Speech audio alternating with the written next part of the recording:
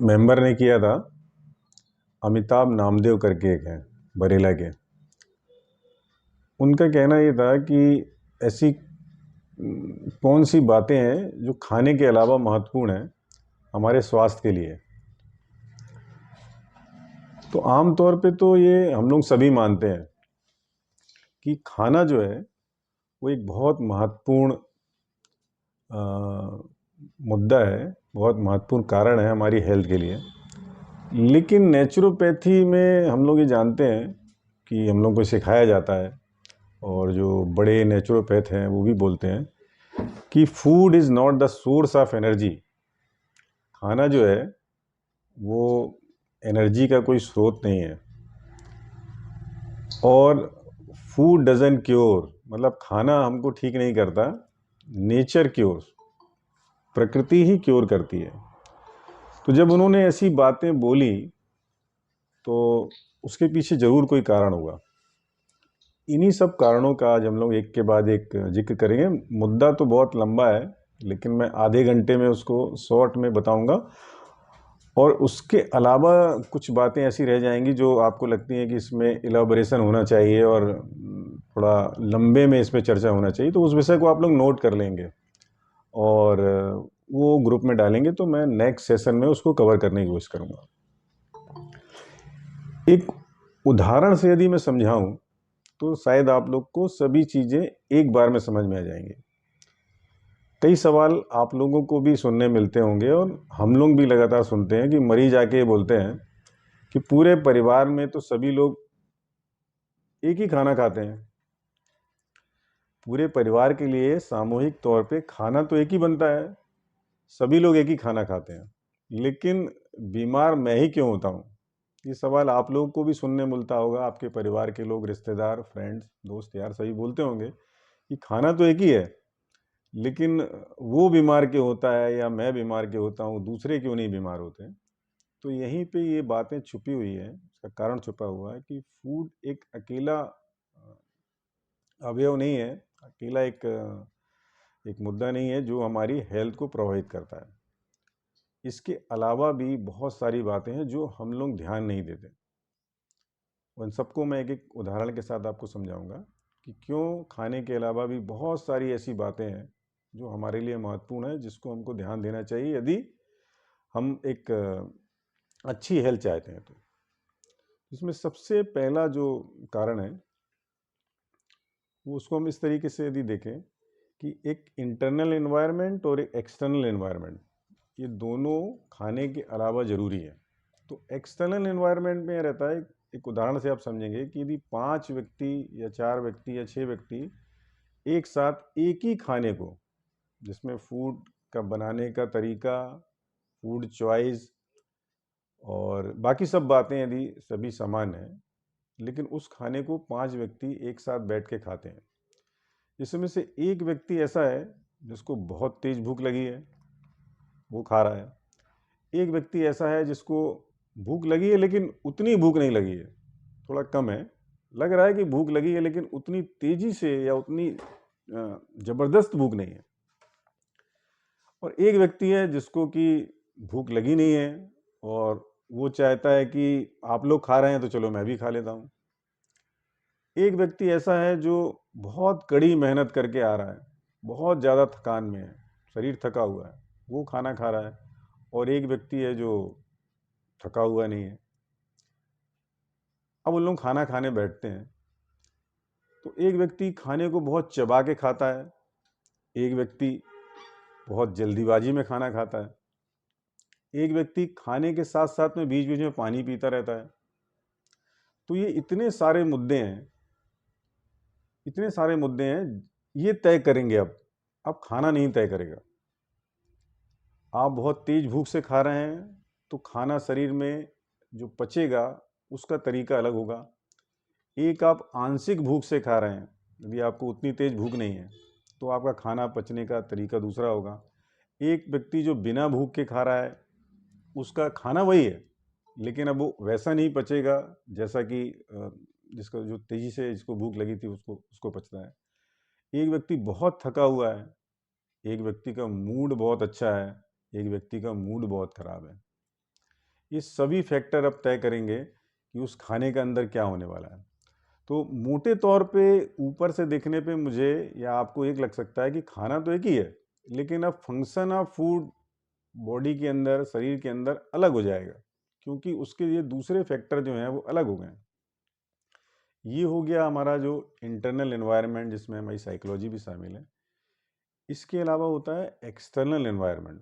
External environment मतलब आप खाना खा रहे हैं और एसी चालू है, तो आपका पाचन का जो तरीका है वो बदल जाएगा। यदि आप बहुत गर्मी में, बहुत हीट में बैठ के खाना खा रहे हैं, तो भी आपकी जो फिजियोलॉजी चेंज हो जाएगी।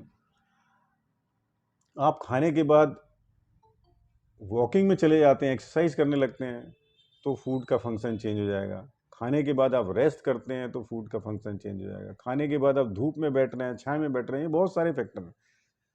खाने के बाद कई लोग 2 गिलास, 3 गिलास, 4 गिलास पानी पी लेते हैं।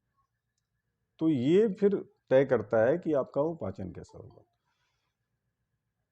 तो हमको सिर्फ खाने को ही नहीं देखना है, फूड चॉइस ही नहीं इम्पोर्टेंट है, उसके अलावा ये सब फैक्टर भी हमको ख्याल करना है, जिसको कि हम ध्यान नहीं देते। और उसके बाद हम ये कंप्लेन करते हैं कि खाना तो हमारा ठीक है, सभी लोग हमारे परिवार में एक ही खाना खाते हैं, लेकिन वो खाना मेरे शरीर में ठीक से लगता नहीं है, मुझे बीमार करता है। उनको क्यों नहीं बीमार करता? तो इन सब बातों को, जो फैक्टर अब हमारे शरीर में हमारे खाने को प्रभावित करने वाले हैं, इसको बोलते हैं अदर फैक्टर। ये अदर फैक्टर हमारी हेल्थ के लिए बहुत इंपॉर्टेंट है। इसके अलावा, अदर फैक्टर के अलावा दूसरे फैक्टर भी हैं जो फूड तय करने पे, जैसे हम लोग बोलते हैं ना, खाना हमको तय करना है कि हमको क्या खाना है, उस पे अभी हम लोग आते हैं कि इतनी सारे फूड चॉइसेस जब हमारे सामने रहते हैं, तो तय करने में कई बार लोग समझ नहीं पाते क्या खाना है, क्या नहीं खाना है, और सभी कुछ खाने की कोशिश करते हैं, जैसा अक्सर पार्टियों में हम लोगों ने देखा है। अभी मैं उस पर चर्चा नहीं करूँगा कि एक्चुअल फूड क्या है हमारा, अभी मैं एक सामान्य लोगों के लिए चर्चा कर रहा हूँ, जो जिनको फूड चॉइस के बारे में और मनुष्य का मूल आहार क्या है उसके बारे में मालूम नहीं है, सामान्य लोग हैं, मैं उनके बारे में चर्चा कर रहा हूँ। तो जब हमारे पास ये इस बात की समझ नहीं होती कि हमें क्या खाना है, तो हम लोग क्या करते हैं, फिर भूख मिटाने के लिए या टेस्ट के लिए खाना चालू करते हैं। तो इसमें जो इम्पोर्टेंट होता है फूड कॉम्बिनेशन। जैसे मैं एक उदाहरण देता हूँ कि यदि आपने अन्न के पहले, अन्न मतलब चावल, दाल या रोटी के पहले यदि खट्टा खा लिया, उसको बोलते हैं फूड कॉम्बिनेशन, खट्टा खा लिया, तो खट्टा खाने से क्या होता है, हमारे जीभ में, हमारे जो मुंह में जो ग्रंथि होती है, वो टाइलिन नाम का एक एंजाइम निकालती है जो स्टार्च के पाचन में मदद करता है। तो जैसे हम खट्टा खाते हैं, इसका जो क्या बोलते हैं, स्राव है, वो बहुत ही कम हो जाता है। अब यदि उसके तुरंत बाद मैंने कुछ खट्टा खाया, या मतलब सिट्रस फ्रूट जूस पिया, या अचार या इस टाइप की कोई भी चीज़, मैंने चटनी खा ली खट्टी, और उसके तुरंत बाद यदि मैंने गेहूँ, चावल या रोटी, इस तरह के कुछ आइटम खाया मैंने, या स्टार्च का कोई आइटम खाया मैंने, आलू खाया, तो उसका डाइजेशन अच्छे से नहीं हो पाएगा। तो आपको कम से कम 15 मिनट, 20 मिनट पहले, जैसे मान लीजिए संतरे का रस या नींबू का पानी आप पीते हैं, उसके तुरंत बाद आपको अन्न नहीं खाना है। ये मैं एक सिंपल उदाहरण दे रहा हूँ। इसके ऊपर हम लोग फूड कॉम्बिनेशन के ऊपर एक पूरा सेशन लेंगे, क्योंकि बहुत बड़ा है इसमें सेशन। एक एक फूड के बारे में अलग अलग से आपको बताएंगे कि स्टमक में वो कितनी देर रुकता है, उसके बाद एक पाचन के बाद दूसरे पाचन होने में कितनी देर लगती है। तो वो एक फूड कॉम्बिनेशन का एक हमारा सेशन अलग होगा। अभी मैं बताता हूँ, फूड कॉम्बिनेशन के अलावा सीक्वेंस ऑफ ईटिंग होती है, मतलब कि किस खाने के बाद आपको क्या खाना है, ये भी बहुत महत्वपूर्ण है। जैसे लोग अक्सर मीठा खाने के बाद खाते हैं, वो गलत है, उससे पाचन ठीक से नहीं होता। मीठे को खाने के पहले लेना चाहिए। इसका कारण क्या है? इसका कारण क्या है कि जो सिंपल शुगर होती है, वो हमारी बॉडी में उसका जो मूवमेंट है बहुत फास्ट होता है, वो तुरंत एब्जॉर्ब हो जाती है। उसके लिए कोई बहुत ज़्यादा समय इंटेस्टाइन में नहीं लगता है। लेकिन जो गेहूँ चावल या दाल इस टाइप की जो चीज़ें हैं, इसको हमारी आंतों में पचने में टाइम लगता है, तो इसकी टेंडेंसी है थोड़ी स्लो है, स्लो मूविंग है। अब जो शक्कर है, सिंपल शुगर से जो हम लोग के यहाँ मिठाइयाँ वगैरह बनती हैं, ये तुरंत इसका जो मीठा है ना एब्जॉर्व होता है, ये आगे बढ़ने की इसकी टेंडेंसी, बहुत जल्दी एब्जॉर्व होने की टेंडेंसी। अभी इसको बीच में यदि इसको कोई दूसरा खाना मिल जाएगा, तो उस खाने की वजह से इसको बहुत ज़्यादा देर स्टमक में या आंतों में रुकना पड़ेगा, जिससे वो फर्मेंट होकर सड़ जाएगा और वो हमारे लिए प्रॉब्लम क्रिएट करेगा। इसी प्रकार प्रोटीन है, प्रोटीन के साथ कार्बोहाइड्रेट नहीं खाया जाता, प्रोटीन के साथ फल नहीं खाया जाता, प्रोटीन की जो जितनी चीज़ें हैं, या अन्न के साथ फल नहीं खाया जाता, कच्चे खाने के साथ पका हुआ खाना नहीं खाया जाता। ये सब बहुत सारी जो फूड कॉम्बिनेशन है या सीक्वेंस ऑफ ईटिंग है, इसको ध्यान में रखना पड़ता है। जैसे आप अभी कभी आपके मन में सवाल होता है कि यदि मैं पार्टी में जाता हूँ या किसी ने मेरे सामने खाना रखा, तो फिर मैं कैसे खाऊंगा? एक सामान्य आदमी जिसको बहुत ज़्यादा ज्ञान नहीं है, तो उसको यदि समझना है कि सबसे पहले मुझे क्या खाना है, तो हमको ये देखना है कि कौन सा खाना जल्दी पचता है, इसकी स्पीड पचने की बहुत ज़्यादा है, उसको हमको पहले खाना है। जैसे सबसे तेज़ी से जो खाना पचता है वो होता है फल, तो फल पहले खाना है। उसके बाद जो खाना पचता है वो होता है सब्जी सलाद, उसको बाद में खाना है। अन्न सबसे बाद में पचता है। तो इस सीक्वेंस में खाना चाहिए, लेकिन एक साथ यदि खाएंगे मिला के, तो ये तीनों नहीं पचने वाले। उसके पीछे एक गैप होना चाहिए। गैप कितना होना चाहिए? यदि मान लीजिए हमने फल खाया है, तो फल आधा घंटे से 45 मिनट, इससे ज़्यादा तो हमारे स्टमक में रुकता नहीं है, क्योंकि उसमें एब्जॉर्ब पचने का बहुत कुछ होता नहीं, वो प्रकृति द्वारा बिल्कुल तैयार खाना होता है हमारे लिए। तो उस खाने को खाने के बाद आधा घंटा पौन घंटे का गैप होना चाहिए। यदि आप उसके पहले ही अन्न खा लेते हैं, तो अन्न भी पचेगा नहीं। फूड जो फल है, वो फल अन्न को भी अनपचा खींच के अंदर ले जाएगा, क्योंकि वो बहुत फास्ट मूविंग होता है। और यदि पके हुए खाने के बाद, गेहूँ चावल के बाद फल खाएंगे, तो वो फल आपके खाने को सड़ा देगा। तो हमको खाना है, एक सिंपल फार्मूला आता है FVG, fruit vegetable and grains. हमको इसी सीक्वेंस में खाना खाना है। और कोशिश कीजिए, यदि ये सब आपके समझ में नहीं आता, आप बहुत कंफ्यूज हैं, तो स्टार्च डोमिनेंट खाना होना चाहिए एक बार में। जैसे मान लीजिए आप खाना खा रहे हैं, तो उसमें स्टार्च की मात्रा होती है ज़्यादा होना चाहिए, बाकी की मात्रा कम होना चाहिए। ऐसे यदि आप एक डाइट लेते हैं, उस डाइट में प्रोटीन की मात्रा ज़्यादा होना चाहिए पूरे खाने में। मतलब एक खाना आपका स्टार्च डोमिनेशन में होना चाहिए, कि इसमें स्टार्च, जैसे मान लो गेहूँ चावल दाल कुछ भी खा रहे हैं, गेहूँ खा रहे हैं, तो एक अन्न एक बार में खाएं और उसी के सब्जी के साथ उसको खाएं, उसके साथ में प्रोटीन ऐड ना करें। फिर एक डाइट आप ऐसी लें जिसमें प्रोटीन ही ज़्यादा हो, सब्जियों के साथ, हरी सब्जियों के साथ खाएं, उसमें फिर अन्न ना हो। अन्न ना हो मतलब उसमें गेहूँ चावल दाल ना हो। इसके अलावा मिक्स करके खाने का जो फार्मूला है, वो आपको कहीं ना कहीं पाचन में दिक्कत करेगा।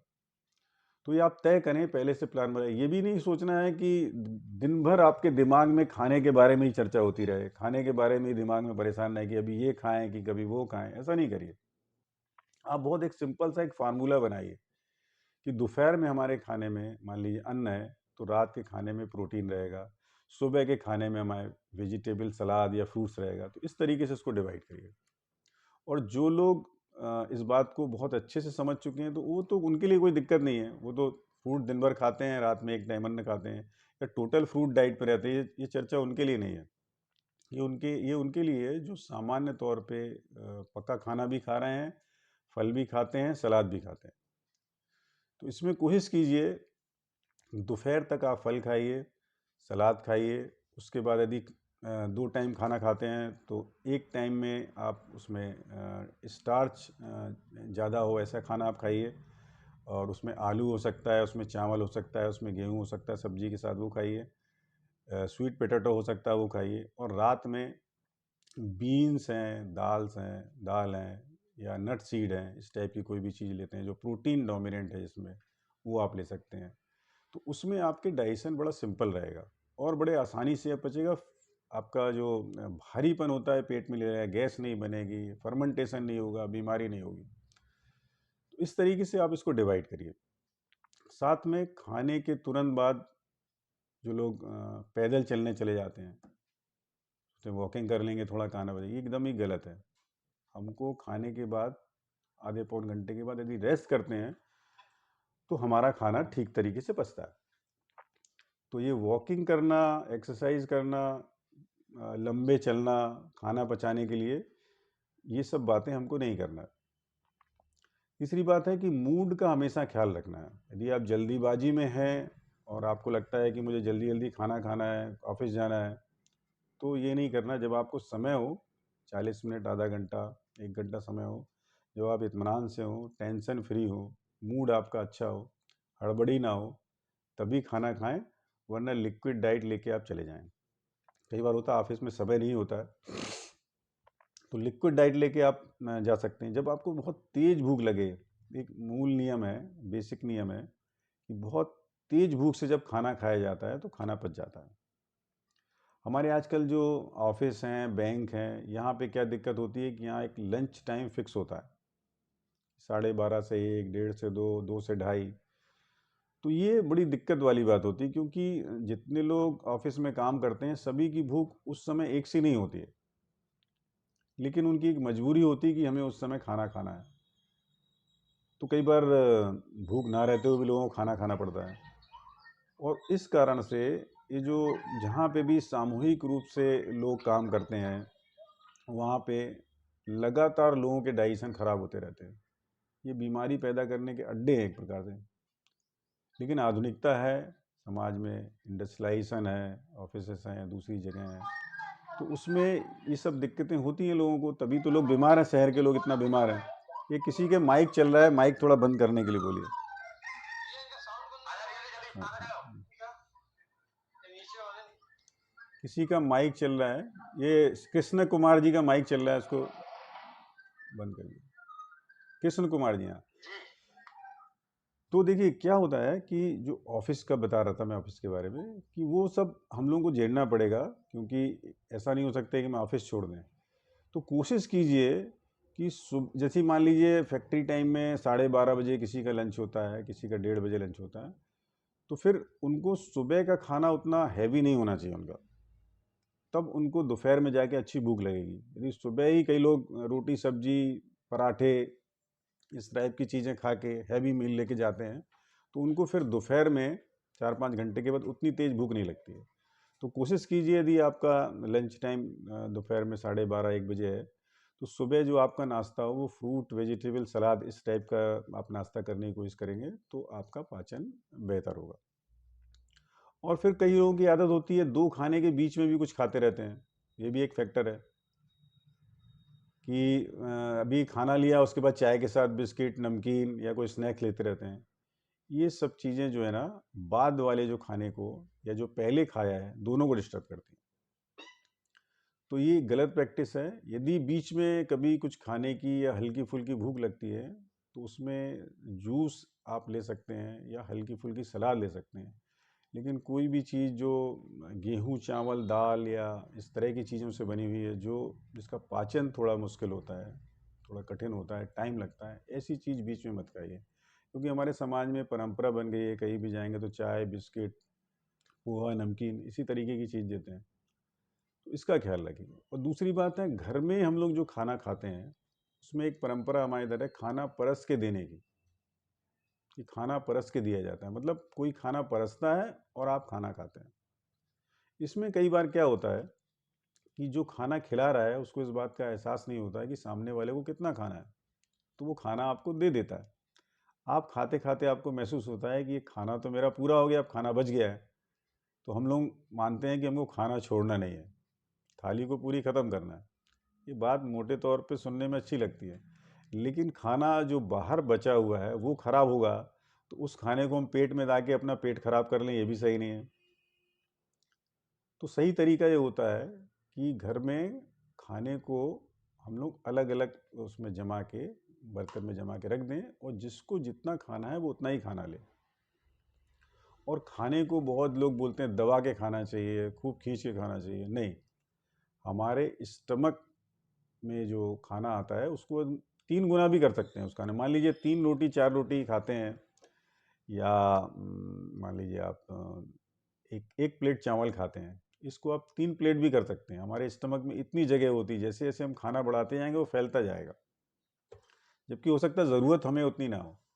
तो ये खींच के खाने की परंपरा है, खूब दबा के खाते हैं लोग, मिक्स करके खाते हैं, एक के बाद एक किसी भी कॉम्बिनेशन में खाते हैं। ये सब फैक्टर हमारी बीमारी के लिए काम करते हैं, क्योंकि वो खाना पचता नहीं। हमारा शरीर, मानव का शरीर और पूरे दुनिया में जितने जीव हैं सभी का शरीर एक बार में एक ही खाना पचाने के लिए बना हुआ है। एक बार में एक खाना पचाने के लिए, और तब पचाएगा जब आपको तेज भूख लगी हो। तो इस बात का ख्याल करिए कि सबसे सरल तरीका है एक बार में एक खाना खाना, एक फल खाना, एक सब्जी खाना, एक अन्न खाना। एकदम सरल तरीका है। जैसे जैसे आप इसमें एक एक चीज़ मिलाते जाएंगे, अब धीरे धीरे धीरे धीरे करके आपका पाचन स्लो होता जाएगा। अब जैसे मैं उदाहरण देता हूँ कि मान लीजिए कोई एक खाना है जिसमें प्रोटीन और स्टार्च दोनों मिला हुआ है, तो शरीर सबसे पहले स्टार्च को पचाएगा। स्टार्च को पचा के जब स्टार्च का पाचन पूरा हो जाएगा, उसके बाद आखिर में, क्योंकि स्टार्च का पाचन होता है उसमें उतना एसिड की ज़रूरत नहीं होती, स्टमक में बहुत कम एसिड की ज़रूरत होती है, लेकिन प्रोटीन पचाने के लिए बहुत ज़्यादा एसिड की ज़रूरत होती है। और एक बार यदि एसिड शरीर में बन गया तो स्टार्च का पाचन बंद हो जाएगा, इस बात को याद रखिए।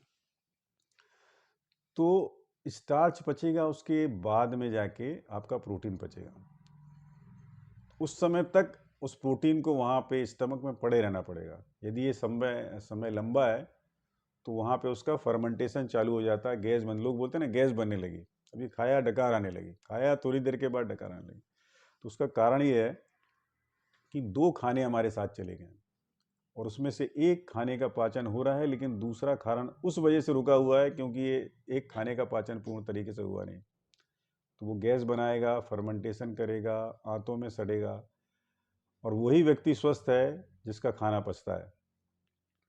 जिसका खाना पेट में सड़ता है तो वो हमेशा बीमार रहता है। इसके अलावा टेम्परेचर वेरिएशन का भी बहुत फर्क पड़ता है।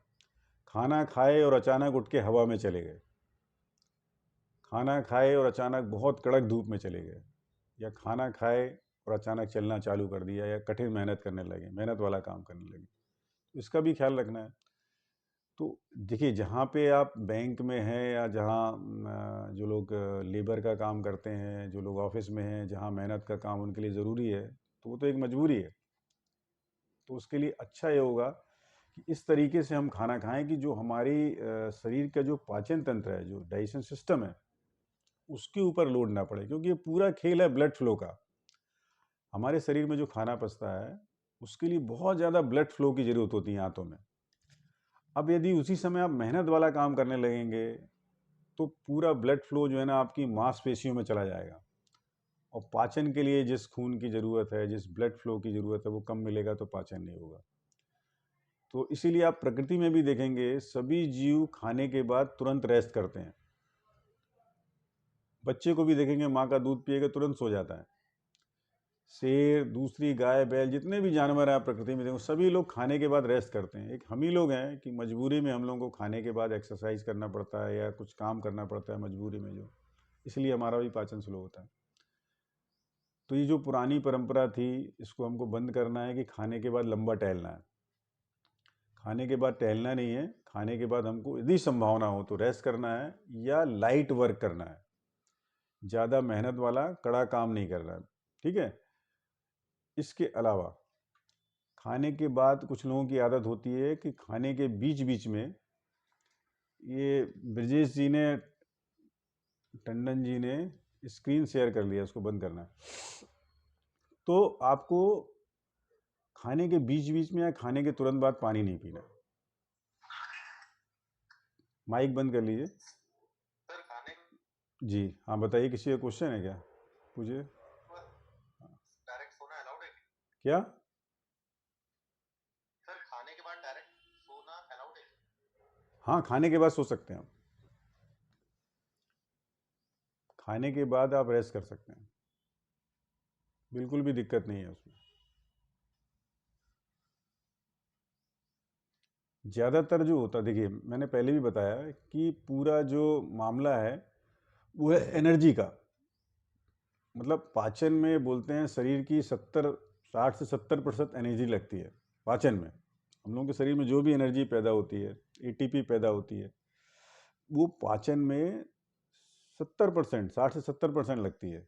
अब यदि उसी समय आपने कुछ दूसरा काम, दूसरा असाइनमेंट ले लिया आपके शरीर ने, जैसे पैदल चलने का है, या मानसिक स्ट्रेस लेने का है, या बहुत ज़्यादा टेम्परेचर वेरिएशन में आपकी बॉडी चली जाती है, तो शरीर की बहुत सारी एनर्जी डाइवर्ट होती है आंतों से शरीर के दूसरे हिस्से की ओर। तो उसमें पाचन के लिए जो एनर्जी है वो कम होती है। इसीलिए हम लोगों को सभी लोग, बुजुर्ग लोग भी मना करते थे, सभी लोग मना करते हैं खाने के बाद मेहनत नहीं करना। तो उसका मूल कारण यही है कि यदि आप मेहनत करेंगे तो शरीर की जो एनर्जी है वो आंतों से शिफ्ट होके आपके शरीर की मांसपेशियों में ब्लड सर्कुलेशन वहाँ चला जाएगा, क्योंकि ब्लड का काम ही यही है, शरीर में एनर्जी का फ्लो करना। जहाँ न्यूट्रिशन की ज़रूरत होती है ब्लड वहाँ ज़्यादा फ्लो हो जाता है। जब आप दौड़ते हैं, मांसपेशियों को ज़्यादा ज़रूरत होती है तो ब्लड फ्लो मांसपेशी को होता है। जब आपकी बॉडी ठंडी होती है तो ब्लड फ्लो आपके स्किन पे आता है, उसको गर्म करता है। जब आपके शरीर में गर्मी आती है तो ब्लड जो है स्किन से, सरफेस से अंदर की तरफ चला जाता है, तो हमारी बॉडी ठंडी हो जाती है। ये शरीर का एक सिस्टम होता है स्टेबिलिटी मेंटेन करने का। तो उस स्टेबिलिटी में उस समय पाचन बहुत अच्छा और बहुत बेहतरीन तरीके से होता है जब हम स्ट्रेस फ्री हो, हमको बहुत तेज़ भूख लगी हो, और हम उसको अच्छे से चबा के, बहुत लार में मिला के उसको हम निगलते हैं, और खाने के बाद हम बहुत ज़्यादा कुछ स्ट्रेस नहीं लेते हैं। यही सब कंडीशन है जिसमें खाने की अच्छे से पचने की संभावना होती है, और यदि खाना आपका अच्छे से पच गया तो फिर आपको बीमारी होना नहीं है। जब खाना नहीं पचा, वो पेट में सड़ा, फर्मेंटेशन हुआ, उससे टॉक्सिन बना, वो टॉक्सिन आपकी बॉडी में एब्जॉर्ब हुआ, वो शरीर में घूमेगा, जाके जमेगा, अंगों में जाके, टिश्यू में जाके, सेल में जाके जमेगा, और आप बीमार होंगे। तो खाना तो महत्वपूर्ण है कि ठीक है हमने तय कर लिया खाना क्या खाना है, लेकिन अब उस खाने को, उस खाने का तरीका, उसका एनवायरनमेंट, उसका वातावरण, ये सब बातें भी बहुत इम्पोर्टेंट हैं जो उस खाने को अब पचाने में मदद करेंगी या फिर पचाने में दिक्कत पैदा करेंगी। तो ये जो अदर फैक्टर हैं, ये अदर फैक्टर को भी हमको ध्यान में रखना है। वैसे मोटे तौर पे तो लोग जानते हैं, लेकिन फिर भी बहुत सारी छोटी छोटी चीज़ें जो लोग नहीं जानते, तो उनको हमको सीखना भी है और लोगों को बताना भी है कि ठीक है आपने तय कर लिया भी, आप खाने के मामले में अच्छे हैं, चूज़ी है, आप अच्छे खाना सेलेक्ट कर लेते हैं, बट अकेले वो कारण अकेला नहीं है जिससे आपका स्वास्थ्य बनने वाला है। उसके अलावा भी ये अदर फैक्टर जो है, ये आपको ध्यान में रखना है, तब ही आपको उस खाने की भरपूर जो परिणाम है वो आपको मिलेगा देखने के लिए, आपकी हेल्थ अच्छी होगी। वरना आप रोते रहेंगे कि मैं तो इतना अच्छा खाता हूँ फिर भी मैं बीमार क्यों रहता हूँ। और ऐसा होता है, मैंने बहुत सारे लोगों को देखा है जो अच्छा खाना खाते हैं फिर भी। एक मेरे पास एक मरीज आए थे जो बहुत सालों से बीमार थे, और वो बोलते थे कि घर में सभी लोग वही खाना खाते हैं, मैं भी खाता हूँ। लेकिन उनकी खाने की आदत थी कि वो हर खाने को 4 या 5 मिनट के अंदर ख़त्म कर देते थे, बहुत फास्ट खाते थे। और 17 साल, 1 और 2 साल नहीं, 17 साल से वो बीमार थे। और 17 साल से उनको एक शिकायत थी कि खाना उनका ऊपर की तरफ आता था, गैस बनती थी, गट जी आर डी करके एक बीमारी होती। और बड़े बड़े डॉक्टरों को उन्होंने दिखा दिया, उनको कोई फ़ायदा नहीं हुआ। लेकिन जब मैंने बोला कि आप खाने को थोड़ा स्लो करके खाइए, धीरे धीरे खाइए, चबा के खाइए, तो जब उन्होंने चबा के खाने को खाना चालू किया तो धीरे धीरे उनके सभी सिम्टम ख़त्म हो गए। आज वो स्वस्थ हैं। तो देखिए खाना वही था, घर के सभी लोग वही खाना खा रहे थे, लेकिन उनकी एक हैबिट गलत बनी थी। वो सोचते थे खाना अकेले हमको एनर्जी देता है। तो food is not the only source of energy, या it is not the source of energy. Source of, खाने को हमारा शरीर कन्वर्ट करता है। खाना जाके हमारे शरीर में कोई एनर्जी क्रिएट नहीं करता। खाना जो है वो बिल्डिंग ब्लॉक है हमारे टिश्यू का, हमारे सेलों का। वो एनर्जी पैदा नहीं करता। एनर्जी तो पैदा करता है शरीर पूरे इन्वायरमेंट से एनर्जी लेके। इसमें धूप भी है, पानी भी है, हवा भी है, सब कुछ। ये सब मिला के हमारे शरीर का जो एक पूरा कॉम्बिनेशन बनता है वो एनर्जी में कन्वर्ट होता है। केवल खाना अंदर जाके हमारे शरीर में कुछ ऐसा नहीं करता है कि हमारे शरीर में एनर्जी में वो कन्वर्ट कर दें या कन्वर्ट हो जाए।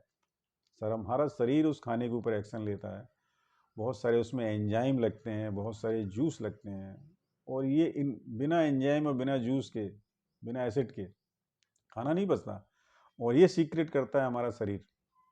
तो हमको हमारे शरीर को इस तरीके से तैयार करना पड़ेगा कि वो खाने को प्रॉपर पचा पाए। तो हमको लगातार एक्सरसाइज करना पड़ेगा, हमको धूप में रहना पड़ेगा, शुद्ध हवा लेना पड़ेगा, पानी पीना पड़ेगा, और पॉजिटिव माइंडसेट रखना पड़ेगा। हमको हमेशा सकारात्मक विचार रखना पड़ेगा। ये सब मिला के उसके बाद फूड भी उसमें शामिल होता है। अब ये सब मिला के जीवन तैयार होता है।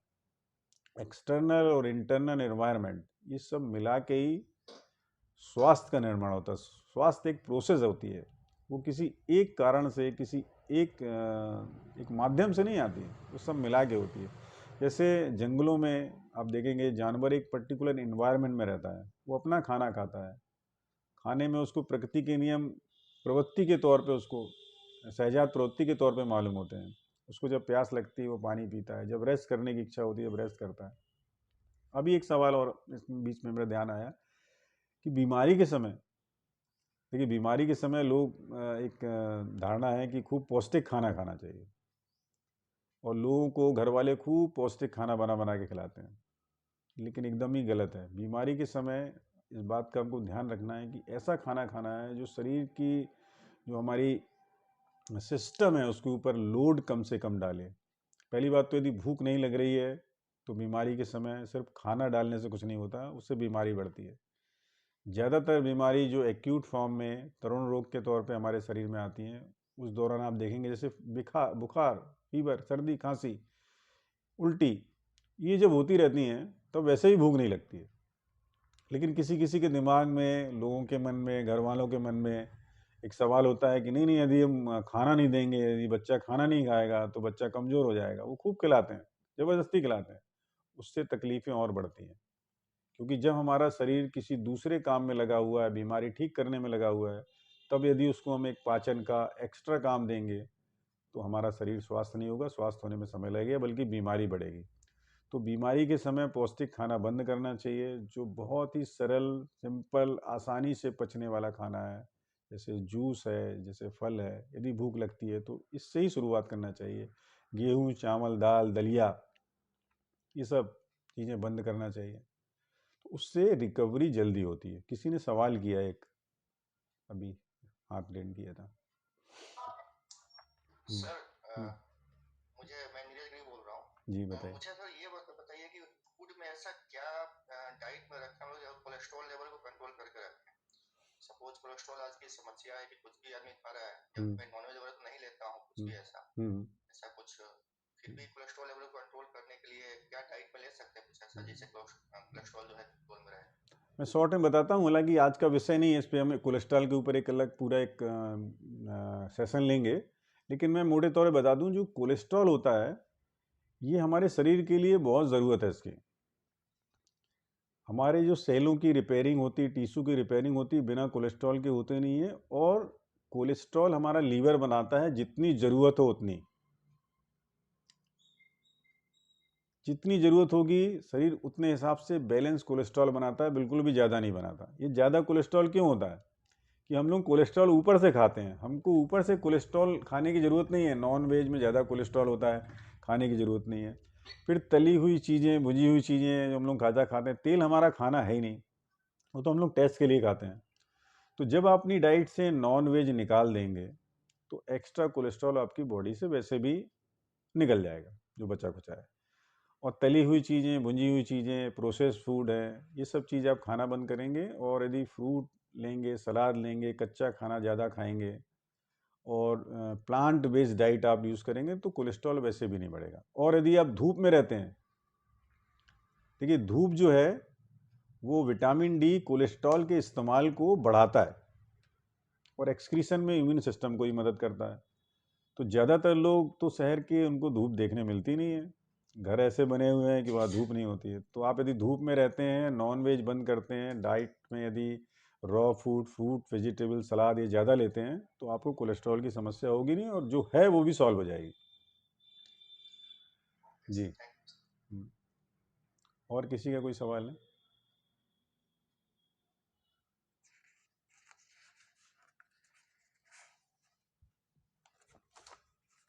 तो कुछ और बातें मैं बताऊं कि कोशिश कीजिए खाने में, मैंने पहले भी बताया कि डाइट को, जो आपका पैटर्न होता है, डाइट पैटर्न, इसको मोटे तौर पे बहुत प्रेशर में या बहुत स्ट्रेस लेके नहीं, लेकिन उसको तय करिए कि आपको सुबह क्या खाना है। एक जिसको बोलते हैं फूड प्लानिंग। देखिए, माइक बंद कर लीजिए।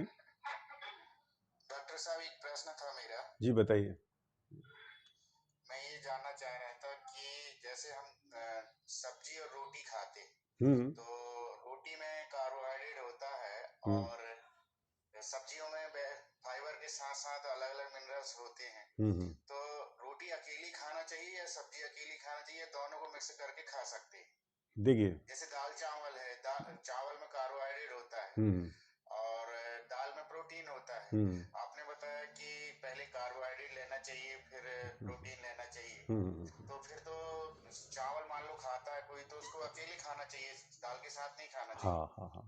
देखिए, सबसे बेहतर जो तरीका होता है, मैंने पहले ही बोला कि मोनो मील। लेकिन सवाल ये करोगे आप चावल को मोनो मील में कैसे खाएंगे? आप चावल को तो खा नहीं सकते हैं। तो इसलिए नहीं खा सकते कि चावल एक्चुअली में मनुष्य का खाना नहीं है, वो चिड़ियों का खाना है। उसको कालांतर में मनुष्य ने उसको ऐड कर लिया। अब आप बोलेंगे हम लोग तो खाते हैं, तो इसको हम इस तरीके से खाएं कि हमारे शरीर को कम से कम नुकसान हो। तो उसका राइट कॉम्बिनेशन ये है, सही उसका जो कॉम्बिनेशन ये है कि उसको आपको स्टार्चलेस वेजिटेबल के साथ खाना है। सुन लीजिए ध्यान से, आपको गेहूं को या चावल को खाना है स्टार्चलेस वेजिटेबल, मतलब उसको आपको आलू के साथ नहीं खाना है, बाकी हरी सब्जी और जो भी सब्जियां हैं उसके साथ आप खा सकते हैं। तो उसमें पाचन में बहुत ज़्यादा दिक्कत नहीं होगी आपको। लेकिन आइडियल तो वही है कि हमारा शरीर ही इसलिए बना है कि वो केवल एक बार में एक ही चीज़ को पचाता है। लेकिन यदि फूड कॉम्बिनेशन आपका सही है तो बहुत सारी चीज़ें बिना ज़्यादा थोड़ी बहुत परेशानी के साथ पच सकती हैं। तो आप यदि हरी सब्जी, सलाद या जो पकी हुई सब्जियां जिसमें स्टार्च ना हो, ऐसी सब्जियां, उसके साथ यदि आप गेहूं की रोटी या चावल खाते हैं तो वो आसानी से पच जाता है। जी बताइए, और बताइए।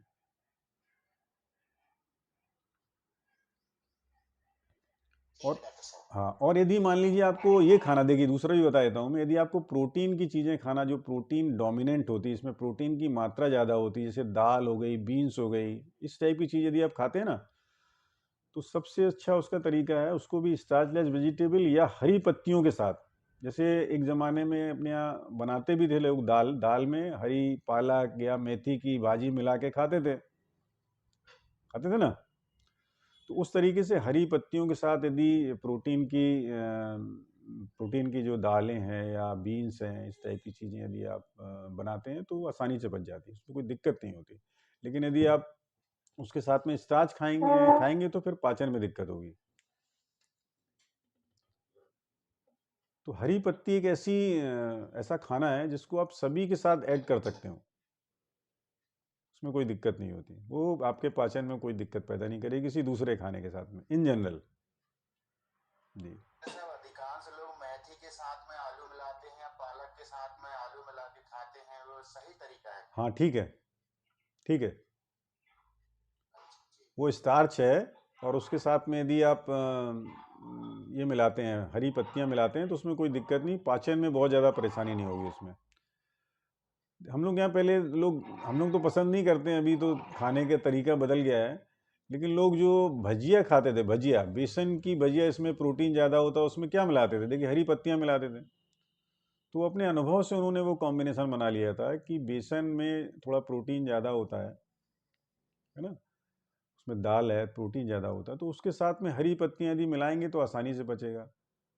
उसके साथ में यदि आप दूसरी चीज़ें जैसे मान लीजिए स्टार्च, दूसरा स्टार्च मिला देते हैं, या मान लीजिए आलू के साथ आलू की भजिया बनाते हैं, तो वो पचने में दिक्कत होगी। यदि मान लो बेसन के साथ आलू की भजिया आपने बना ली तो वो पचेगी नहीं। लेकिन यदि उसके साथ में भाजी रहेगी तो, या हरी धनिया की चटनी रहेगी, तो वो आसानी से पचने में मदद होती है। लेकिन हम लोग यहाँ एक बात बता दें कि हम लोग किसी भी कुक्ड फूड को या पके हुए खाने को प्रमोट नहीं करते। ये तो उन लोगों के लिए है जो लोग उतना ज़्यादा नहीं डाइट कर पाते हैं, लेकिन एक टाइम पका हुआ खाना खाते हैं, लेकिन वो चाहते हैं कि उनका वो भी खाना जो एक टाइम खाते हैं वो आसानी से पचे। और वो ट्रांजिशनल डाइट में ये सेशन एक्चुअली में उन लोगों के लिए है। एक दिन हम एक सेशन और लेंगे जिसमें केवल फूड कॉम्बिनेशन के बारे में चर्चा होगी डिटेल में, और काफ़ी चीज़ें आपको बताएंगे। और एक बात और भी किसी ने पूछा था अभी मेरे से, कि जैसे नट्स होते हैं बहुत सारे लोग खाते हैं ना, अखरोट है, बादाम है, तो इसमें भी कोशिश कीना चाहिए एक बार में एक ही खाएं।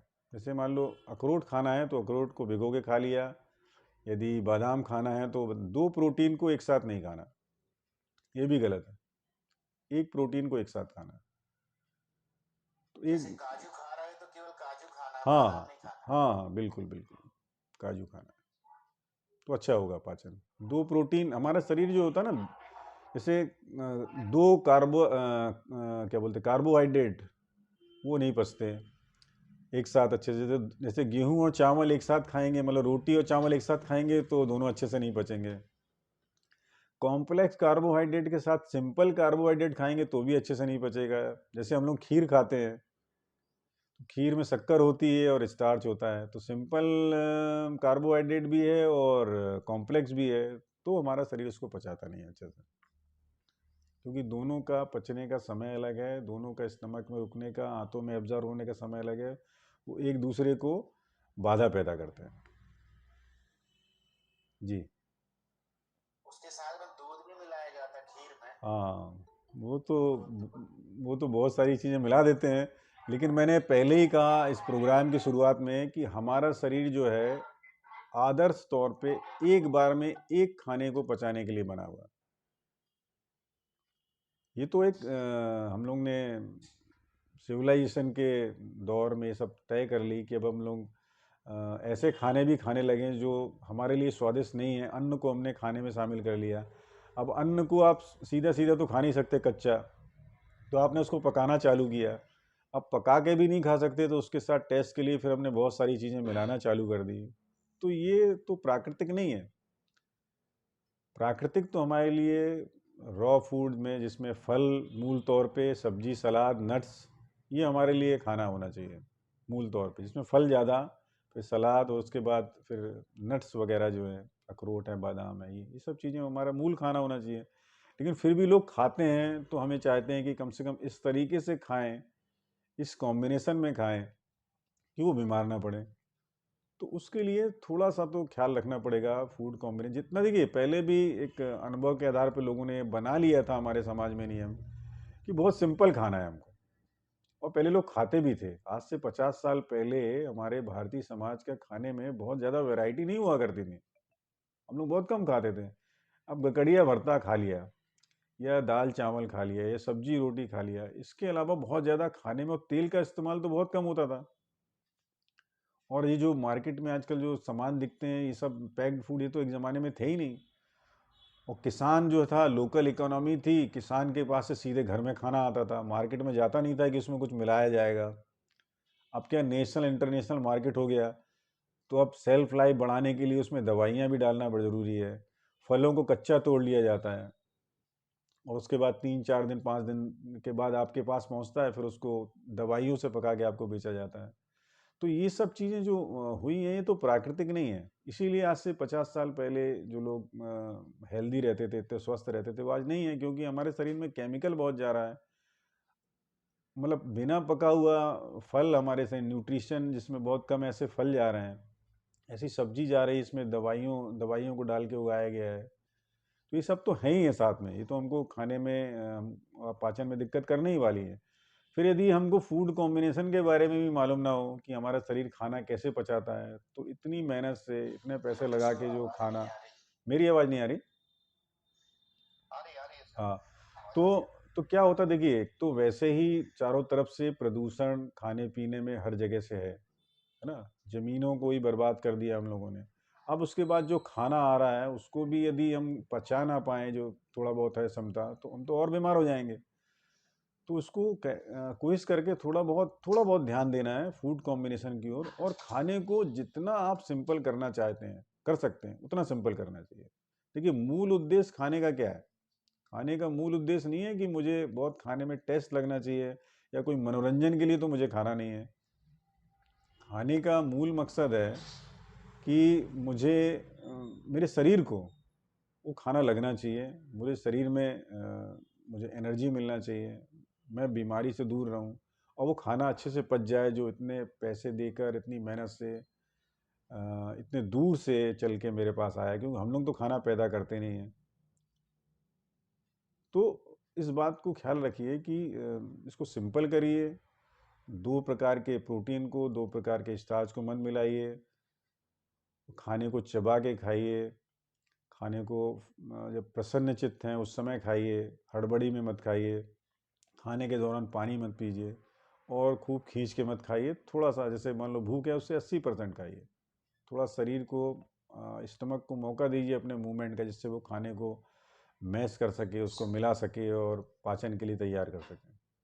तो ये सर सब बातें हैं। हाँ जी। ये जो बादाम है और किशमिश है, अगर दोनों को भिगो के खाते हैं तो कॉम्बिनेशन सही है कि नहीं? कौन सा? बादाम और किशमिश बादाम और किशमिश रॉन्ग है। दोनों को नहीं मिक्स देखिए, एक करना फ्रूट्स है और एक नट्स है ना? तो दोनों को साथ में नहीं लेना चाहिए नहीं, हमको। नहीं, नहीं लेना चाहिए। आपको उसको ही अच्छे से चबा के और भिगो के खाएंगे तो अच्छा है, डायरेक्ट मत खाइए। भिगो के ही खाते हैं भिगो सर, के भिगो के उसको, हाँ, होटल में। उसको भिगो के खाइए। हाँ जी, बताइए, किसी का सवाल था, एक का, हेमंत का शायद। डॉक्टर साहब, एक प्रश्न और पूछना चाह रहा हूँ। हेलो, कि ये आजकल संतरा और क्या बोलते हैं, पपीता बहुत आ रहा है, तो पपीता पहले खाना चाहिए या संतरा पहले खाना चाहिए? कोशिश कीजिए कि अलग अलग खाएं। अच्छा, हाँ, सबसे बढ़िया होता है एक फल को एक बार में खाइए, टेंशन फ्री रहिए। कितना अंतर रख सकते दोनों के बीच में? आधा घंटा तो मिनिमम रखना चाहिए। जी, मैंने पहले ही बताया कि जो खट्टा होता है ना, वो हमारे टाइलिन करके एक हमारा डाइजेस्टिव जूस होता है, उसको वो रोक देता है। तो यदि आप सिट्रस फ्रूट पहले खा लेंगे तो कम से कम 20 मिनट 25 मिनट का गैप रख के फिर फल खाइए, दूसरा फल। जी, थैंक हाँ यू जी। डॉक्टर साहब। हाँ, हेमंत कुछ पूछ रहा था। हाँ सर, सबसे पहले गुड मॉर्निंग। Good morning. मेरा ये सवाल था, आज का जो टॉपिक है कि आहार के अलावा और क्या चीजें जरूरी होती हैं, किसके अलावा? तो आहार के अलावा। हेलो, हाँ जी। आवाज आ रही है? हाँ जी, ये तो अभी चर्चा हुई ना, आहार के अलावा और बहुत सारी चीज़ें उसी हैं। से रिलेटेड मेरा एक क्वेश्चन था हाँ, बताइए। कि आजकल जो तनाव है हम्म। उसका कितना फैक्टर है टेंशन का बीमारियों के होने में? हाँ, देखिए, उदाहरण से आप समझेंगे।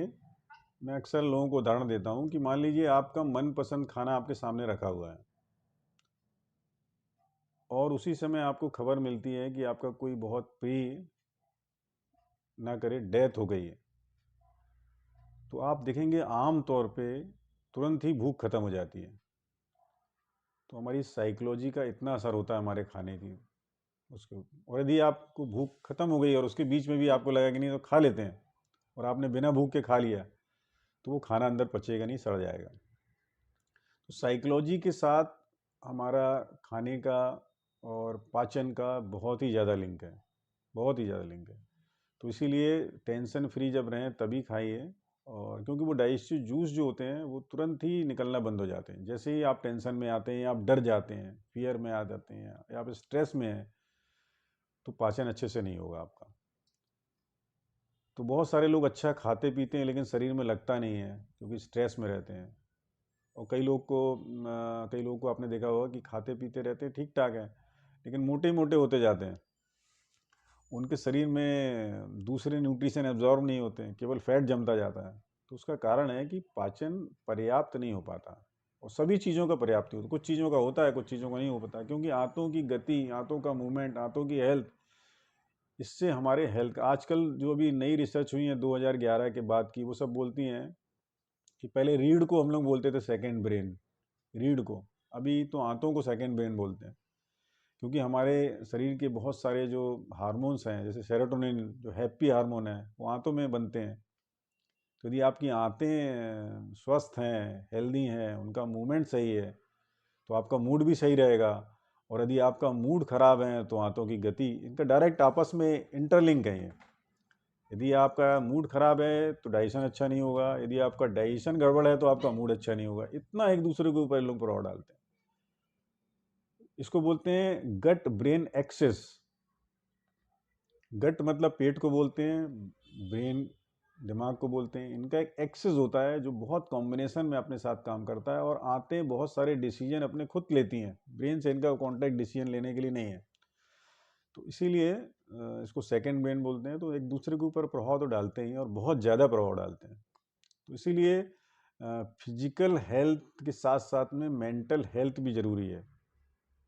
अभी देखिए हम लोग मेंटल हेल्थ के लिए पूरे किसके ऊपर डिपेंड हो गए? मोबाइल और टीवी के ऊपर। वो हमको क्या ज़रूरत है वो तो नहीं दिखा रहे हैं, वो दिखाते हैं उनके कुछ के स्पॉन्सर्ड प्रोग्राम होते हैं, उनके अपने प्रोजेक्ट होता है, उस प्रोजेक्ट के तहत ही वो प्रोग्राम बताते हैं। हाँ जी, किसी का और क्वेश्चन है? एक सरिता यादव जी बताइए, सविता यादव जी बताइए।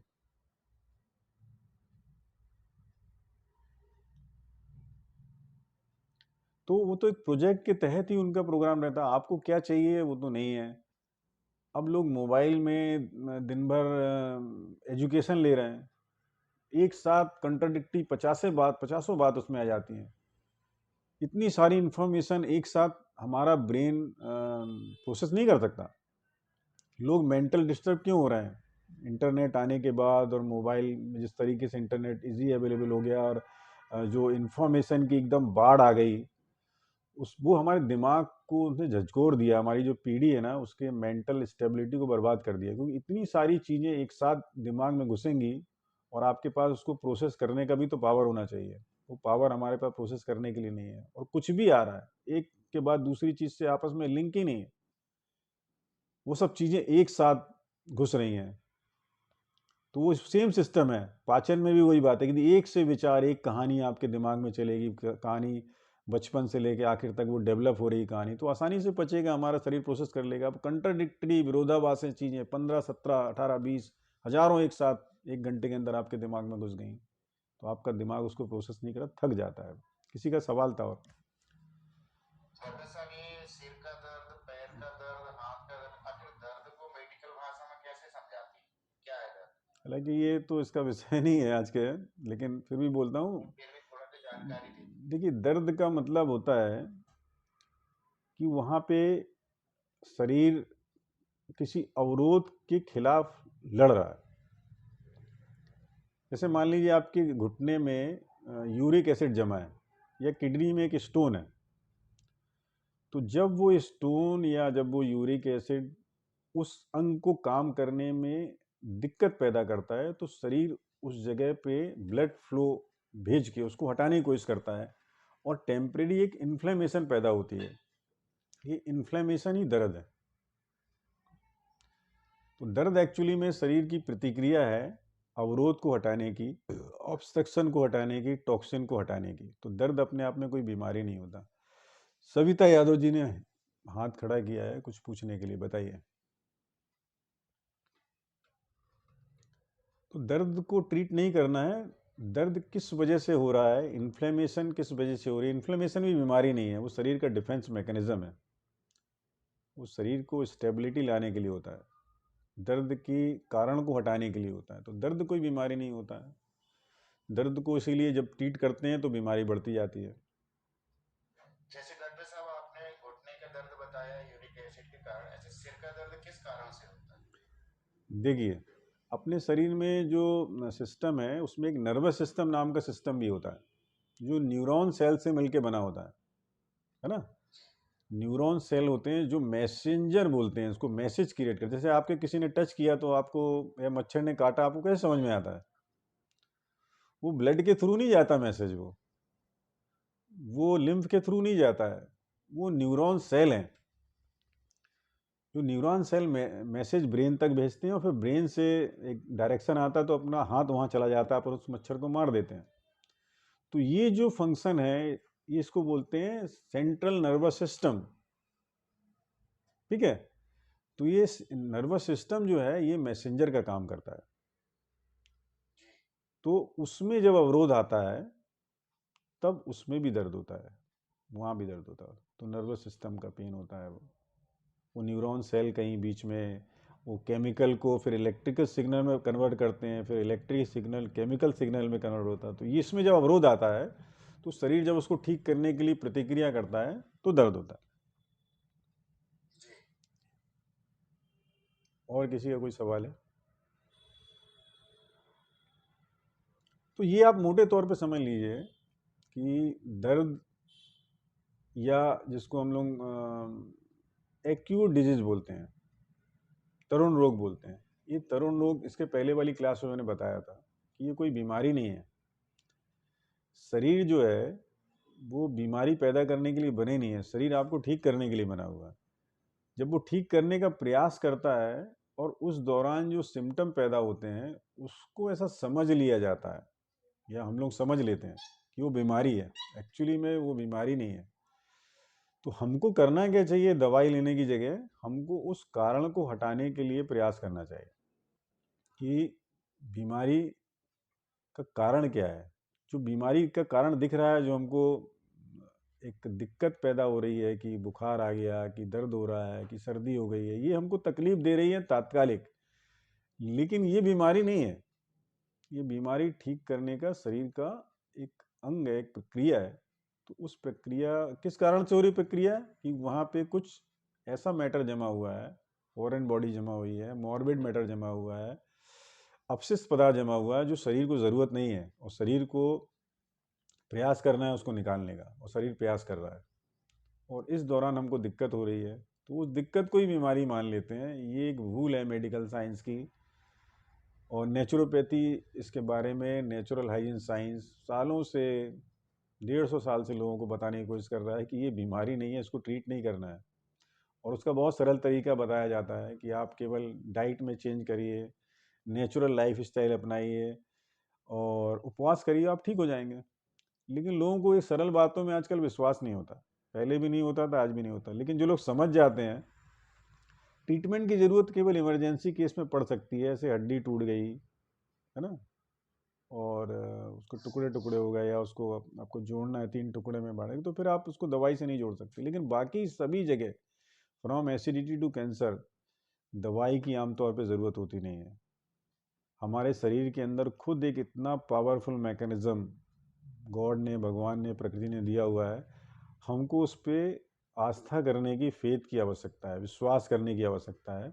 और उसको कैसे एक्टिवेट किया जाता है, उसकी जो प्रक्रिया है, उसका जो तरीका है, उसकी जो मेथड है, उसको जब हम समझ लेंगे, एक बार समझ लेंगे, तो देखिए सबसे ज़्यादा लोग किससे डरते हैं? बीमार होने से। और हम लोग बीमार होने से डरते नहीं हैं क्योंकि मुझे मालूम है बीमारी कैसे होती है। तो यही चीज़ आपको भी सीखना है कि बीमारी से बिल्कुल भी नहीं घबराना। आपको तो मालूम है ना बीमारी क्यों हो रही है। आप कोई वो डायग्नोस्टिक सिस्टम के ऊपर आश्रित नहीं है कि मुझे कोई बता देगा कि मुझे कैंसर हुआ है, कि मुझे बीमारी हुई, तो बहुत खुश हो जाएंगे कि हाँ भैया इसने मेरे को बीमारी का नाम बता दिया। बीमारी का नाम की ज़रूरत ही नहीं है कि बीमारी का नाम क्या है। आपको तो शरीर से गंदगी बाहर करना है। वो सेलों की गंदगी है तो बाहर करिए, वो यूरिक एसिड की है तो बाहर करिए, पत्थर की है तो बाहर करिए, वो कोलेस्ट्रॉल की है तो बाहर करिए, वो म्यूकस की है तो बाहर करिए। आपका काम है सफाई, इंटरनल सफाई, जिसको बोलते हैं natural hygiene as a science, establish science. वो ये बताता है कि शरीर के भीतर जमी हुई गंदगी बीमारी का कारण है। और आपके पास प्रकृति ने जानवर को ठीक होने के लिए कभी किसी डॉक्टर की ज़रूरत पड़ती है कि जंगल में नहीं पड़ती है। आपको भी ज़रूरत नहीं है डॉक्टर की। आपको सिर्फ करना है कि प्रकृति के ऊपर अपना विश्वास रखना है, आस्था रखना है, और उस प्रक्रिया पे धैर्य के साथ उसका साथ देना है, उपवास करना है, नेचुरल प्राकृतिक खाना खाना है, धूप में रहना है, हवा लेना है, पानी लेना है शुद्ध। आप ठीक हो जाएंगे और ठीक होते हैं। हम लोग सब ठीक होते हैं और सभी लोग दुनिया में ठीक हो रहे हैं। बिना दवाई के, और बिना दवाई के रहना बहुत ही आसान है। और किसी का कोई सवाल है तो बताइए। जी सर। हाँ जी बताइए। आप वो ऑन कर लीजिए अपना वीडियो, जिन्होंने सवाल किया है वो अपना वीडियो ऑन कर लें। वीडियो ऑन कर लें? हाँ, चेहरा तो दिखे कौन सवाल पूछ रहा है। मैं सत्य प्रकाश बोल रहा सर। हाँ तो ऑन कर लीजिए ना वीडियो। वीडियो ऑन नहीं हो पा रहा है सर। वहाँ पे देखिए एक चौकोन बिल्कुल स्क्वायर एक बना होगा कैमरे टाइप का, हाँ उसको दबा लीजिए। सर वो लाइट की समस्या है ना, प्रकाश की। कोई बात नहीं, बताइए। मैं ये पूछ रहा था सर कि जैसे मूंग दाल चावल की खिचड़ी, ये कैसा आहार है दिन के लिए? मतलब कि सुबह जैसे अपन ने उठ करके नींबू पानी पिया, नींबू पानी सर्दी में भी पी सकते, मतलब हल्की फुल्की जो सर्दी है, कफ वगैरह आ रहा है, उसमें भी पी सकते गुनगुना पानी के साथ नींबू पानी। देखिए, हालांकि आज का तो ये विषय नहीं है जो आप पूछ रहे हैं, मैं बता देता हूँ कि सुबह सुबह अन्न मत खाइए आप। सुबह सुबह मत खाइए उठ के। और दो अन्न को वैसे भी मैंने मना किया है, एक बार में एक ही, दाल खाइए तो दाल खाइए, चावल खाइए तो चावल खाइए सब्जी के साथ। दोपहर का भोजन बता रहा हूँ मैं। दोपहर के खाइए, दाल खाइए तो दाल खाइए अकेले, चावल खाना तो चावल खाइए अकेले सब्जी के साथ में। यही सिंपल है, सबसे सरल, इससे सरल नहीं है कुछ। हाँ। डॉक्टर साहब एक चीज और पूछ रहा था मैं कि ये जो जूस है, गाजर मिला दिया उसी में फल वाला भी मिला दिया, पत्ते भी मिला दी, तो कई प्रकार की चीजें मिला के जो मिक्स जूस बनाते हैं, वो कहाँ तक ठीक है? देखिए, यदि वो कच्चा है और स्टारलेस वेजिटेबल का जूस है, उसमें कोई भी दिक्कत नहीं होती इन जनरल, लेकिन बहुत सिंपल बनाने से अच्छा होता है। देखिए, प्राकृतिक तौर पे जो चीज़ें बनी हुई हैं उसमें यदि मान लीजिए गलती से आप समझ नहीं पाए और आपके कॉम्बिनेशन में कुछ गड़बड़ी हो गई, तो पेट में जाके बहुत कुछ पॉइजन वॉइजन बनता नहीं है, आसानी से वो निकल जाता है। हो सकता है वो लूज मोशन से निकल जाए, ऐसे निकल जाए, लेकिन आपके शरीर में कोई दिक्कत नहीं पैदा करेगा। लेकिन जो पका हुआ खाना होता है उसमें यदि कॉम्बिनेशन गड़बड़ हुआ तो वो सड़ता बहुत ज़्यादा है पेट में और बीमारी पैदा करता है। तो कोशिश ये कीजिए कि यदि मान लीजिए रॉ फूड में कुछ कॉम्बिनेशन में इधर उधर होता है तो उससे बहुत ज़्यादा दिक्कत नहीं है। कोशिश कीजिए कि सही कॉम्बिनेशन में खाएं। लेकिन यदि कभी गलत कॉम्बिनेशन हो गया तो उससे उतना टेंशन लेने की जरूरत नहीं, कि आपको फूड को स्ट्रेस नहीं बनाना है। कई लोग को मैंने देखा है, वो सुबह शाम तक यही सोचते रहते हैं कि क्या खाना है क्या नहीं खाना है, अरे मैंने फल नहीं खाया, मैंने ये खा लिया तो मेरे को ये हो जाएगा। वो एक अपराध बोझ से ग्रसित हो जाते हैं कि अरे मैं तो फ्रूट डाइट पे था, अब अचानक मुझे सलाद मिल गई तो अरे मेरी तो डाइट ही वो हो गई, मेरा तो उपवास टूट गया। हम लोग ऐसा कोई साधु संत वाला शिक्षा नहीं दे रहे हैं यहाँ लोगों को। बहुत स्ट्रिक्ट डाइट के लिए मैं परमिट भी नहीं करता हूँ। रहेंगे तो अच्छी बात है, मैं उनको कोई विरोध नहीं कर रहा। कोई लोग यदि 100% फ्रूट पे रहते हैं, कोई 100% रॉ पे रहते हैं, तो मैं एकदम बोलता हूँ कि अच्छी बात है आप कर रहे हैं, और लेकिन हैप्पीली करिए। आप यदि स्ट्रेस में कर रहे हैं तो मत करिए। शरीर को खुद अपना काम करने दीजिए, वो खुद ही आपको बताएगा। जब आप इस तरह के खाना खाएंगे तो शरीर बोलेगा कि नहीं अच्छा नहीं लगा, आपको हैवी लगा। और फिर दूसरा आप जो नेचुरल खाना खाएंगे तो आपका शरीर बोलेगा नहीं ये तो बहुत अच्छा लगा, प्रसन्नता आएगी। तो बस ये नेचुरल तरीके से, उसमें स्ट्रेस लेके या व्रत लेके वो भी करना चाहिए, ठीक है कुछ दिन के लिए। लेकिन बहुत ज़्यादा स्ट्रेस भी खाने को लेके नहीं करना है कि दिन भर दिमाग में खाने के मामले में उलझा हुआ हो। बाकी तो बहुत सारे काम हम लोग करना है। तो मोटे तौर पे आप चीज़ों को समझिए कि हमको खाने को सिंपल रखना है, और जितना संभव हो ज़्यादा से ज़्यादा हम लोगों को कच्चा खाना खाना है, रॉ फूड पे रहना है। जिस दिन आप ये सीख जाएंगे तो आप थोड़ा बहुत पका खाना भी खाएंगे तो भी उतनी ज़्यादा तकलीफ नहीं होगी। शरीर हमारा इतना एडजस्टेबल है, और एडजस्टेबल बनाना भी चाहिए उसको, है ना, क्योंकि हमको जंगल में जाके तो रहना नहीं। मिक्स जूस से फायदा तो होता है बॉडी को कि नहीं होता? देखिए, बॉडी को फ़ायदा होता नहीं होता ऐसी कोई रिसर्च की हुई नहीं है कि ऐसा किसी ने रिसर्च किया, ऐसी तो रिसर्च मैंने कोई पढ़ा नहीं। लेकिन मैं मोटे तौर पे समझता हूँ कि जितना सिंपल आप खाएंगे हर मामले में, इवन फल के मामले में भी, सलाद के मामले में भी, सब मामले में सिंप्लिसिटी इज द रूल। जो जानवर लोग नेचर में सभी लोग करते हैं कि भैया जो सीजन का फल आया वो फल खा रहा है, और एक बार में एक चीज़ खा रहे हैं। कभी भी प्लेट 4-5 प्लेट लगा के लोग खाते नहीं हैं, प्रकृति का नियम नहीं है वो। प्रकृति बोलती है सिंपल। तो सिंपल यही होता है कि यदि मान लीजिए संतरे का जूस पीना है तो संतरे का जूस पीजिए। ज़्यादा कभी थोड़ा बहुत हुआ टेस्ट के लिए तो उसमें थोड़ा अंगूर मिला के उसको मीठा कर लिया तो बहुत ज़्यादा दिक्कत नहीं होगी। जूसी फल है, सिट्रस और सब सिट्रस फ्रूट है, तो उसको आपस में मिलाने से उतनी ज़्यादा प्रॉब्लम नहीं होने वाली है आपको। लेकिन कोशिश कीजिए यदि मिलता है तो सिंपल ही खाइए। ऐसे ही आप यदि गाजर है, गाजर के साथ में यदि आपने पालक मिला ली या उसके साथ में आपने लौकी का जूस मिला लिया तो कुछ ऐसा बड़ा अनहोनी होने वाली नहीं है बहुत ज़्यादा। जी थैंक यू डॉक्टर। जी हाँ जी, तिवारी जी बताइए। सर ये गाजर चुकंदर का जो जूस होता है वो कॉम्बिनेशन ठीक है क्या? देखिए वो तो लोग क्लिनजिंग के लिए थोड़ा इस्तेमाल करते हैं, लेकिन मेरा जो अनुभव मैं बताता हूँ कि ये जो चुकंदर होता है ये बहुत आसानी से पचता नहीं है, क्योंकि वो हाँ क्योंकि वो एक्चुअली में ह्यूमन फूड भी नहीं है और लेकिन न्यूट्रिशन कुछ होता है। अब आजकल क्या हो गया है कि इतनी सारी दवाइयाँ डालते हैं और वो दवाइयाँ सब जड़ों में ज़्यादा रहती हैं। जितनी भी खाद रहते हैं ना, खाद डालते हैं उसका कंसंट्रेशन जड़ों में ज़्यादा होता है, पत्तियों में सबसे कम होता है। तो इसीलिए हम लोग अभी किसी को नहीं बोलते हैं, और जैन समाज में तो ये लोग बोलते हैं कि ज़मीन के अंदर की चीज़ खाना ही नहीं है। उसका कारण यह है कि ज़मीन जो है ना वो यदि अच्छी नहीं है, उसमें यदि बहुत केमिकल भरा हुआ है तो वो सब केमिकल जो है वो उसकी जड़ों में रहता है ज़्यादा, उसके बाद फिर तने में, उसके बाद पत्तियों में, फलों में, सबसे बाद में पहुंचता है, बहुत कम मात्रा में पहुंचता है। तो पत्ती खाने में यदि कोई दिक्कत नहीं होती है। बंद करिए, किसी का माइक चालू है, किसी का माइक चालू है, तो मेरे ख्याल से उसको ज़्यादा खाना ठीक नहीं है। अगर एक गाजर अकेला प्लेन ले सकते हैं मतलब? हाँ हाँ लेना चाहिए, और कोशिश की करना चाहिए कि जहाँ ऑर्गेनिक गाजर मिल रही हो, या नहीं है तो फिर उससे काम चलाइए, लेकिन ऑर्गेनिक हम लोगों को सबको प्रयास करना चाहिए कि हमारे आसपास के जो किसान हैं उनको प्रोत्साहित करें, उनको समझाएं और इसकी वैल्यू भी बताएं कि कैसे ऑर्गेनिक की क्या ज़रूरत है हम लोगों को और हेल्थ के लिए कितना ज़रूरी है। तो कम से कम वो अपने परिवार के लिए, हम लोगों के लिए कुछ कुछ तो बोना चालू करें। हम लोगों को सोर्स डेवलप करना पड़ेगा इसीलिए। जी बताइए।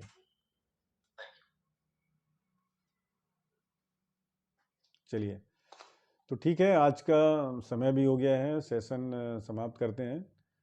और आप लोग क्वेश्चन यदि भेजेंगे मेरे पास तो अच्छा होगा, मैं भी उसको तैयार करके पॉइंट बना के और किस तरीके से। हाँ सर आप जी बताइए। जी सर बस वही आपसे पूछना था कि मतलब इसके अलावा भी हम आपसे जो है कोई भी प्रकार का प्रश्न कर सकते हैं और उसका जवाब भी मिल सकता है? देखिए प्रश्न करेंगे तो मैं उसको नोट कर लूँगा और 2-3 प्रश्न मिला के फिर एक सेशन में हम लोग सब समझा देंगे। देखिए मूल उद्देश्य ऐसा है कि हम लोग आपस में एक दूसरे के विचार को सुन के हम लोग को सीखना है। आप भी सीख रहे हैं, मैं भी सीख रहा हूँ, और हमको खुद की हेल्थ भी बनाना है, समाज में हमारे जो परिचित हैं, मित्र हैं और जो लोग हैं उनकी भी हेल्थ बनाना है, और बिना दवाई के रहना सीखना है हमको। तो ये आदान प्रदान जितना ज़्यादा होगा उतना आप भी सीखेंगे, हम भी सीखेंगे, और आपके अनुभव से भी कई बार हमको बहुत सारी चीज़ें सीखने मिलती हैं, है ना। तो यहाँ कोई वैसा गुरु शिष्य की परंपरा नहीं चल रही है, सभी लोग सीख रहे हैं अपने अपने स्तर पर। जी जी जी ठीक जी है, बस बस यही सोच रहे थे। हाँ तो आप लोग उसमें क्वेश्चन भेजिए और उस क्वेश्चन को मैं नोट कर लेता हूँ, और उसको फिर जमा के 2-3 क्वेश्चन एक साथ मिला के, या कोई एक ही क्वेश्चन यदि ऐसा होता है कि जिसको अपन बड़े रूप में पूरे 1 घंटे के लिए कर सकते हैं तो वो करेंगे, और उसको मतलब एक दिन हम लोग इसका रख सकते हैं। जी, नेक्स्ट सेशन कब हर होगा? 15 दिन की मैंने प्लानिंग की है कि हर 15 दिन में एक सेशन करते हैं, तो नेक्स्ट संडे छोड़ के उसके बाद वाले संडे में रविवार को रख लेते हैं। बहुत अच्छा है डॉक्टर साहब, सुबह 6 से 7 रखें तो ज्यादा बेहतर होगा। सभी लोग के अपने व्यू डालेंगे ग्रुप में तो मैं देखता हूँ, फिर सभी लोग अपने व्यू डालेंगे, ज़्यादा जितने लोग आ सकते हैं उनको मैं एकोमोडेट करूँगा, कोशिश करूँगा अपने तरफ। तो ठीक है, नमस्कार। हाँ जी आइए बताइए। डॉक्टर साहब एक चीज मतलब मन में था हमारा कि एक आहार को लेके तो काफी सारी शंकाएं आपने दूर करी है। ये तो मैं ये चाह रहा था एक बार वाटर थेरेपी जो है, एक बार आपसे जब मुलाकात हुई थी आपने बताया था कि जो ठंडा पानी होता है कितना फायदे करता है हमारे शरीर के लिए। उस तरह का कोई एक सेशन की पानी मतलब वाटर थेरेपी से कैसे हम, क्योंकि एक प्रकार से वो भी एक आहार ही है हमारा जी जी, जो काफी हेल्प करता है बॉडी को। तो अभी तो जैसे मैं भी ठंडे पानी से ही नहाना शुरू किया हमने, तो कैसे मतलब सीजन जब चेंज होता है या फिर हर सीजन में उसका क्या इफेक्ट होगा, कितना बॉडी उसको वो करता है, इस तरह कुछ ठीक है, सेशन होगा तो नोट कर लेता हूँ मैं, और कभी ज़रूरत होगी तो इसका एक प्रोग्राम हम करेंगे, बिल्कुल करेंगे। थैंक यू सजेशन के लिए, आपको धन्यवाद। और किसी का कोई सवाल यदि ना हो तो फिर इस सेशन को मैं समाप्त करता हूँ। ठीक है, अभी आप लोग क्विट कर सकते हैं, सभी लोग। सभी को बहुत बहुत